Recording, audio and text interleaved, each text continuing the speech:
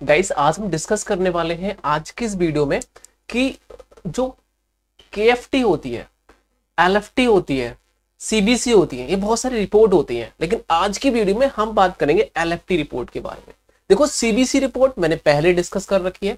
सबसे पहले जो डॉक्टर रिपोर्ट कराता है, कोई भी डॉक्टर ले लेना, रैंडम किसी भी डॉक्टर के पास जाना, छोटे से लेकर बड़े तक, वो सबसे पहले सीबीसी लिखता है, सबसे ऊपर लिखेगा सीबीसी। क्यों?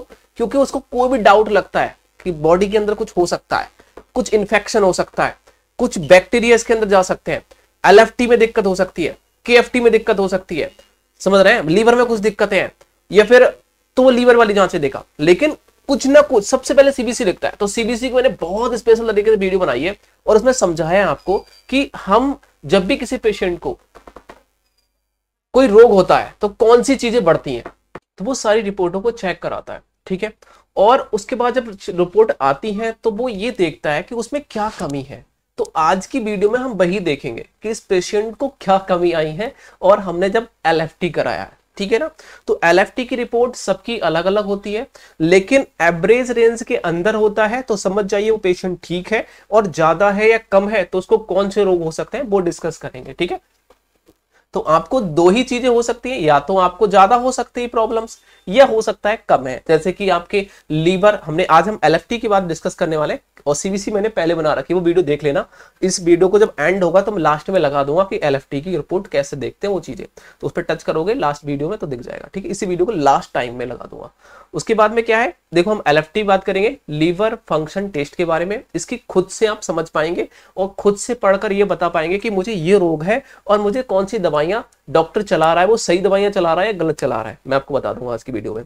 इसमें हम ग्लोबुलिन देखेंगे कि हमें कहीं पीलिया तो नहीं है, लीवर पूरी तरीके से काम नहीं करेगा तो पीलिया हो सकता है, समझ रहे हैं ना, पीलिया हो सकता है। और लीवर बढ़ गया है, लीवर में सूजन आ गई है, एसजीओटी एसजीपीटी बढ़ के आया तो लीवर सूजन आ गई है, जिसे फैटी लीवर बोलते हैं हम, फैटी लीवर हो गया है, ठीक है। एल और एएलपी बढ़ के आया, जीजीटी बढ़ के आया, प्रोटीन्स बढ़ के आया, तो हम क्या समझेंगे, क्या दिक्कतें हैं हमें। नॉर्मल रेंज से ज्यादा बढ़ के आया या कम आया तो हमें कौन सी दिक्कतें हैं, वो चीजें हम आज की इस वीडियो में समझते हैं। तो हम पहले आपको डिस्प्ले की ओर लेके चलते हैं ताकि आप समझ पाए। देखो गाइस, ये है रिपोर्ट पेशेंट की, ठीक है, और हम इस पेशेंट की रिपोर्ट को डिस्कस करेंगे। जैसे कि ये है हमारा एलएफटी रिपोर्ट, ध्यान से देखना और तुम्हें बहुत कुछ समझ में आने वाला है इस वीडियो में, ठीक है, बहुत कुछ समझ में आने वाला है।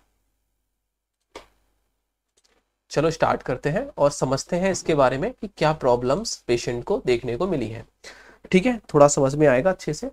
जैसे कि हमने इनको पहले ही, हमारे पास पेन नहीं था तो हमने पेन अभी लिया है इधर से, हम निकालते हैं, सॉरी, इसको मैं इस तरीके से मेंशन करता हूं।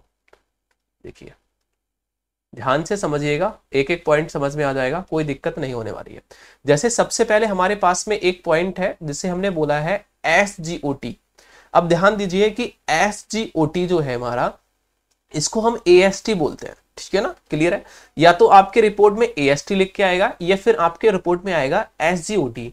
इसकी वैल्यू 15 से 40 के बीच में होनी चाहिए, ध्यान रखिए, इसकी वैल्यू कितनी होनी चाहिए, 15 से 40 की बीच में होनी चाहिए। और हम देख रहे हैं आज की वीडियो में लीवर फंक्शन टेस्ट, जिसे हम एलएफटी बोलते हैं, क्लियर हुआ।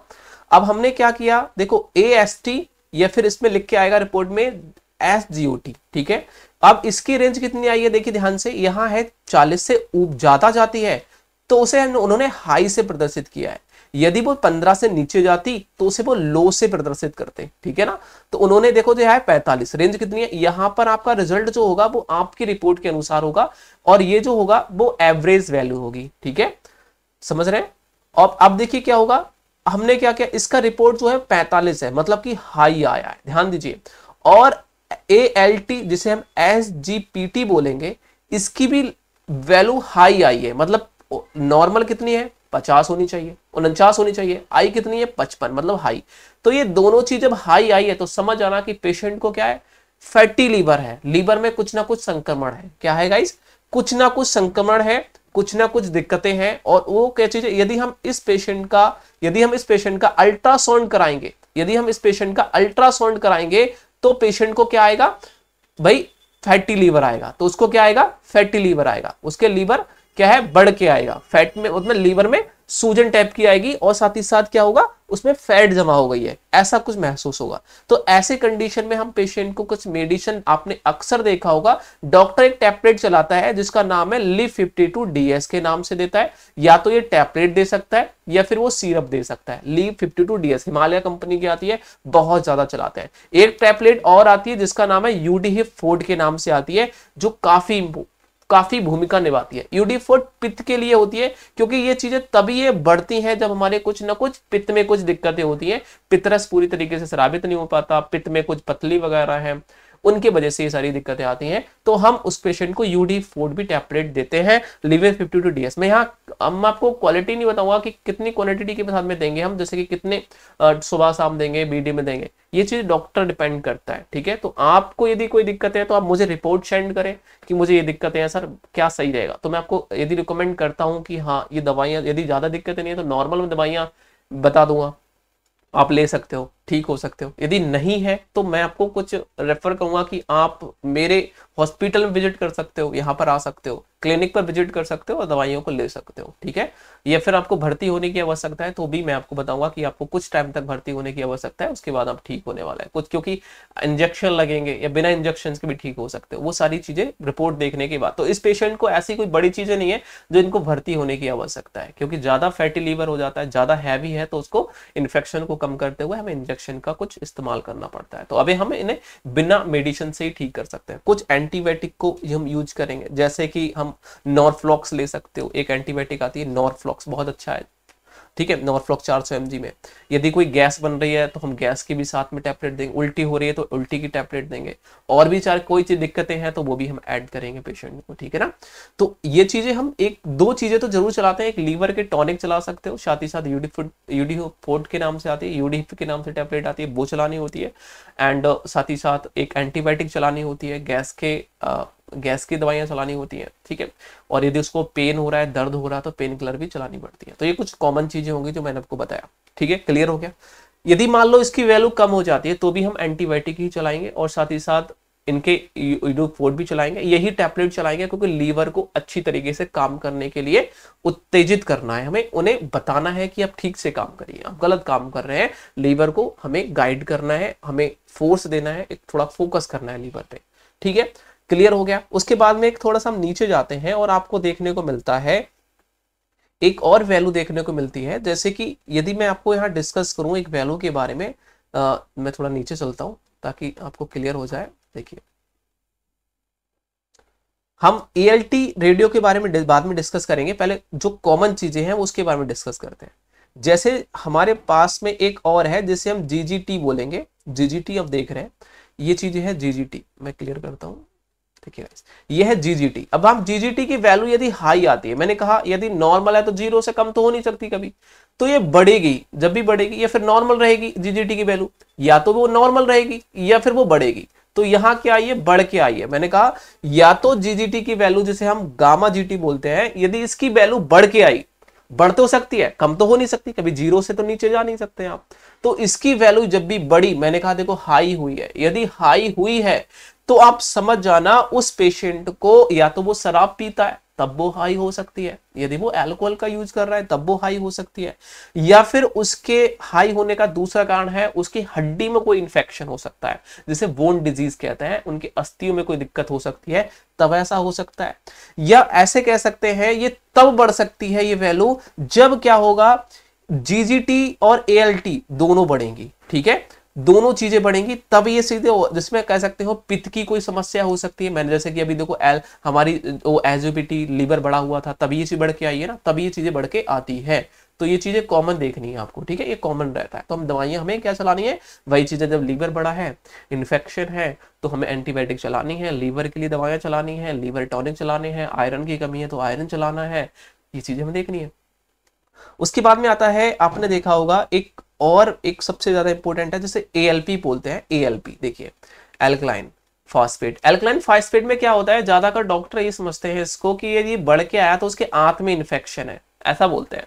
लेकिन जब हमारा पता है कि ये LFT है, हम टेस्ट ही LFT करा रहे हैं, लीवर की जांचें करा रहे हैं, तो हमारी आंतों से इसका क्या मायना है, समझिए एक बार, कोई क्वेश्चन है, एक मैं जो डॉक्टर अपने आप को समझता है कि मैं बहुत अच्छा इंटेलिजेंट हूँ और मतलब एक कॉमन कमेंट सेक्शन में बता सकते हो, और इस चीज को आज तक जो भी इंसान समझता था कि मेरी आंतों में इन्फेक्शन है, देखिए मैं मान सकता हूँ कि हाँ एल्काइल फॉस्फेट आंतों में इन्फेक्शन होता है, तो मान सकते हैं उसमें कि आंतों में कोई दिक्कतें हैं, रुकावट है। तो एल्कलाइन फॉस्फेट कई कंडीशन में, लेकिन हमारा जो टेस्ट है वो एलएफटी है, एलएफटी है। तो मतलब क्या है, लीवर से प्रॉब्लम है, तो जो भी चीज लीवर में जो प्रॉब्लम होगी वही तो ये रिपोर्ट यहाँ प्रदर्शित करेगा, कि ना कि हमारी आंतों की प्रॉब्लम को। ठीक है, तो जब भी किसी पेशेंट को एल्कलाइन फास्फेट बढ़ के आए, एएलपी फास्फेट बढ़ के आए, तो उसमें दो कंडीशन हो सकती है। क्या क्या कारण हो सकता है इसका बढ़ने का? देखो इसके बढ़ने का जो कारण हो सकता है, पहला नोट करो, उसे हेपेटाइटिस हो सकती है, उसे सोराइसिस हो सकती है, ठीक है, क्रोनिक डिजीज हो सकती है लीवर की, या फिर उसके अंदर विटामिन डी की कमी हो सकती है, विटामिन डी की कमी हो सकती है, उस पेशेंट को पीलिया हो सकती है। यदि इसकी वैल्यू बढ़ के आई, याद रखना, यदि इसकी वैल्यू बढ़ के आई तो उसको पीलिया हो सकती है, विटामिन डी की कमी हो सकती है, लीवर में हेपेटाइटिस बी, सी, ए कुछ भी हो सकता है। साथ ही साथ उसको एचआईवी भी हो सकती है, एचआईवी भी हो सकती है, मैंने कहा कुछ भी हो सकता है।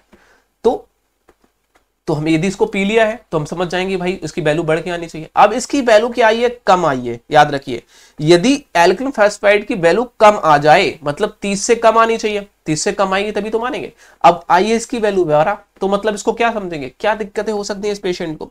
तो हमने कहा इस पेशेंट को क्या दिक्कतें हो सकती हैं, मैंने कहा यदि बढ़ के आई है तो पीलिया हो सकता है, विटामिन डी की कमी हो सकती है, हड्डी संबंधित कोई रोग हो सकता है, गाल ब्लेडर स्टोन हो सकता है, गाल ब्लेडर में स्टोन हो सकता है थायराइड संबंधित कोई प्रॉब्लम्स है, मैंने कहा कैंसर भी हो सकता है, एचआईवी हो सकती है बढ़ के आई है तो, या फिर उसको आंतों में भी कोई दिक्कतें हो सकती हैं, आंतों में मतलब बहुत सारी प्रॉब्लम्स हो सकती हैं एल्काइल फॉस्फेट के बढ़ने से।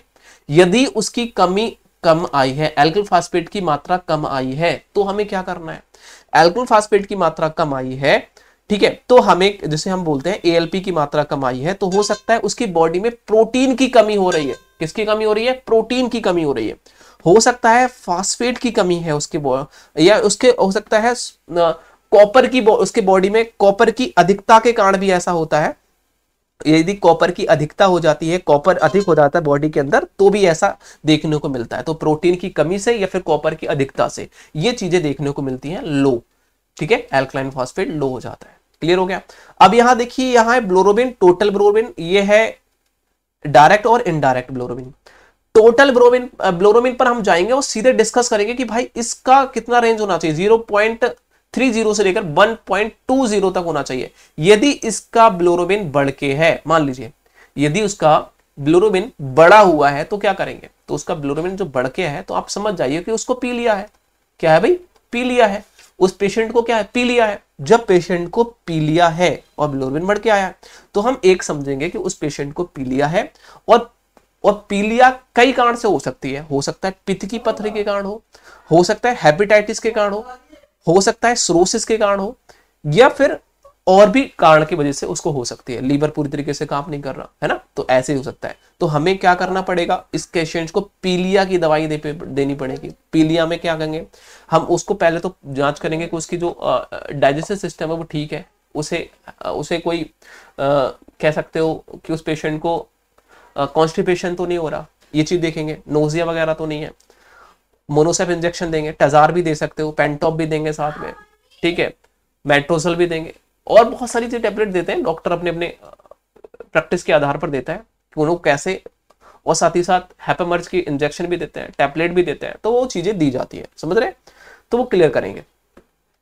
ये चीजें हमारी, देखिए ये चीजें लो है, अब ये चीजें क्या है, ये हाई है, दोनों चीजें क्या है, डायरेक्ट और ये इनडायरेक्ट, ये हाई है।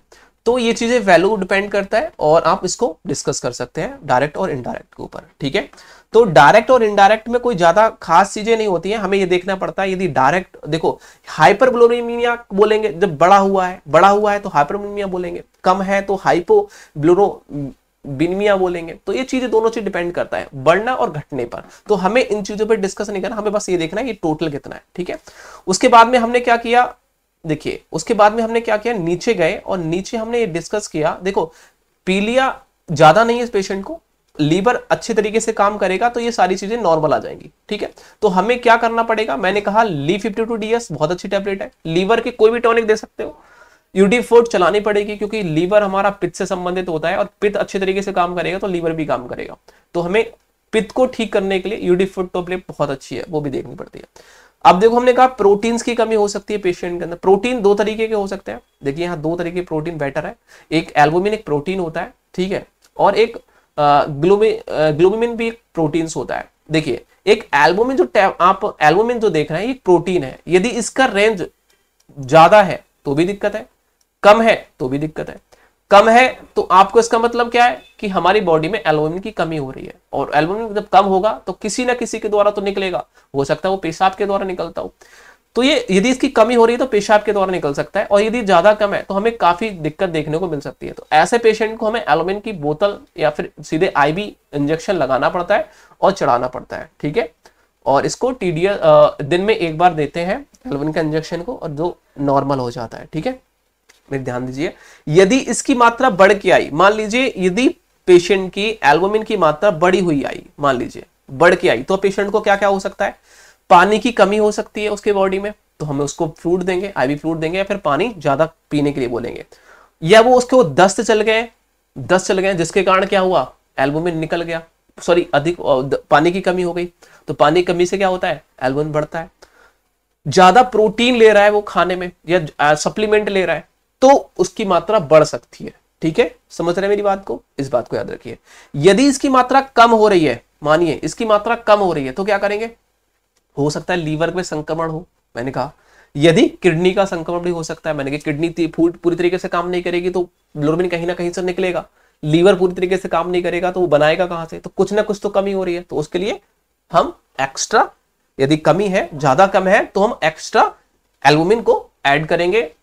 डाइट में तो नहीं दे सकते इतना ज्यादा, लेकिन हम सीधे IV के साथ द्वारा देंगे, ठीक है, पेशेंट को। अब देखो यहां है ग्लोबिमिन क्या होता है। अब इसमें भी इसके पेशेंट की मात्रा हाई आई है, ध्यान दीजिए। यदि इसकी मात्रा हाई आती है तो पेशेंट में क्या हो सकता है, हाई आई तो याद रखिए क्या हो सकता है, कोई भी संक्रमण हो सकता है, उसको लीवर संक्रमण हो सकता है, ठीक है, या फिर सोराइसिस हो सकता है, ठीक है, या फिर कोई भी संक्रमण हो सकता है। यदि इसकी मात्रा कम आई तो क्या हो सकता है, तो इस पेशेंट को पल्मोनरी संक्रमण हो सकता है, परजीवी संक्रमण हो सकता है, यदि पेट में भी कोई संक्रमण हो सकता है। तो इस पेशेंट को लीवर संबंधित दिक्कतें हैं, क्योंकि लीवर इसमें एजिडिटी बढ़ के आया, तो हम पेशेंट को क्या देंगे, एंटीबायोटिक को यूज करेंगे, ठीक हो जाएगा। और ये संक्रमण को कम करने के लिए हम एंटीबायोटिक का यूज करते हैं। एजी रेडियो की देखेंगे, एक क्वेश्चन और आता है, एजी रेडियो जो भी है, ठीक है, ये टोटल प्रोटीन्स, इन दोनों के प्रोटीन्स के बारे में डिस्कस करता है, टोटल प्रोटीन्स के बारे में बताता है, ठीक है। जैसे कि ठीक है, तो A और G, A और AG इन दोनों की रेडियो के बारे में डिस्कस करता है। तो ये खासकर देखने की जरूरत नहीं पड़ती इतनी ज्यादा, क्योंकि हमें जो कॉमन चीजें देखने की आवश्यकता है वो कुछ चीजें हैं जो मैंने आपको डिस्कस किया। पहले हम बात करेंगे पेशेंट के SGPT के बारे में। जब भी पेशेंट की रिपोर्ट आए आपके पास में, तो आप सबसे पहले, या खुद आप अपनी रिपोर्ट देख रहे हैं, तो बस इसमें दो चीजें ध्यान दें, ज्यादा चीजें ध्यान देने की आवश्यकता नहीं है आपको। जैसे पहली चीजें ध्यान दें कि SGT कितनी है, SGPT कितना है, बढ़ के है तो आप हमें क्या देंगे, लीवर गड़बड़ कर रहा है, लीवर में सूजन है तो उसको देंगे, एंटीबायोटिक भी ऐड करेंगे। उसके बाद में हमने कहा कि GGOT बढ़ के आया है तो उसको पेशेंट को क्या हो सकता है, उसने शराब पी होगी, कुछ ऐसा चीज हो सकता है, अल्कोहल का यूज करता हो, या फिर उसके कह सकते हो बोन डिजीज हो सकती है, हड्डी संबंधी कोई रोग हो सकता है, बढ़ के आया है। एल्काइल फास्फेट कई कारण से हो सकता है, उसे कैंसर हो सकता है, HIV हो सकता है, लीवर में कोई दिक्कतें हो सकती हैं यदि वो बढ़ के आया है। कम आया है तो हम पेशेंट को क्या करेंगे, मैंने अभी पूरी बताया था, डिस्कस किया था। यदि किसी के ग्लोबिन में बढ़ के आया है तो उस पेशेंट को पीलिया हो सकता है। और पीलिया में हम क्या देंगे गाइस, हम पीलिया में पेशेंट को किस तरीके से गाइड करते हैं आपको पता है। उसके बाद में हमने बताया कि किसी पेशेंट का एल्बुमिन कम आया है तो वो कहीं ना कहीं किडनी संबंधित डिजीज हो सकती है, या उसे कोई ऐसी क्रोनिक डिजीज है जो एल्बुमिन पूरी तरह से बन नहीं पा रहा, तो उसे हम इंजेक्शन के द्वारा देंगे और उसको ठीक करेंगे। और एंटीबायोटिक, देखो सबसे बड़ी चीज है एंटीबायोटिक चलाएंगे, सारी प्रॉब्लम खत्म हो जाएगी, बस इतना ध्यान रखिए। फिर भी कोई डाउट है तो कमेंट सेक्शन में पूछ सकते हो। अब हम डिस्प्ले की ओर चलते हैं ताकि आपको समझा सके। और मैं तो यही चाहूंगा कि आप इसको अच्छी तरीके से समझ चुके हैं और अपनी इन चीजों को देख करके आप कोई भी प्रॉब्लम को अपनी खुद से ठीक करने की कोशिश कर सकते हैं, ठीक है। तो ये बहुत अच्छी तरीके से मैंने समझाया कि सबसे इंपॉर्टेंट चीजें होती है हमारे लिए SGOT, SOPT, बिलोरुबिन बढ़ के है तो पीलिया समझ लीजिए, पेशेंट को पीलिया है। कम है तो हम उसको इन्फेक्शन समझेंगे और उसको ठीक करने की कोशिश करेंगे। ठीक है, एएलपी है उसको जीजीटी को देखेंगे, प्रोटीन्स है, एल्बुमिन, ठीक है, ग्लोबुमिन, इनको चेक करेंगे। तो ये कम है तो हम पेशेंट को चढ़ा सकते हैं, डाइट में चेंज कर सकते हैं, पेशेंट को अच्छी डाइट दे सकते हैं। इन चीजों को थोड़ा ध्यान देना पड़ेगा। और ऐसा कुछ हो रहा है और इन्फेक्शन बढ़ रहा है तो हम उसे पेशेंट को कुछ चीजें देते हैं जो बहुत बेटर है। ठीक है, तो मैंने एक पेशेंट, आप कभी भी ऐसी चीजें देखो और एलएफटी को जब भी आप टेस्ट कराएं तो इन चीजों को ध्यान दें। बढ़ के है तो हमें क्या चीज लेनी है, बढ़ के नहीं है तो हमें कौन सी दवाइयां लेनी है, मैंने सारी चीजें भी बताया था इस वीडियो में। आई होप आपको वीडियो पसंद आई होगी। और सीबीसी की रिपोर्ट अब आप इस यहाँ पर टच करके सीबीसी रिपोर्ट देख सकते हैं। Thank you.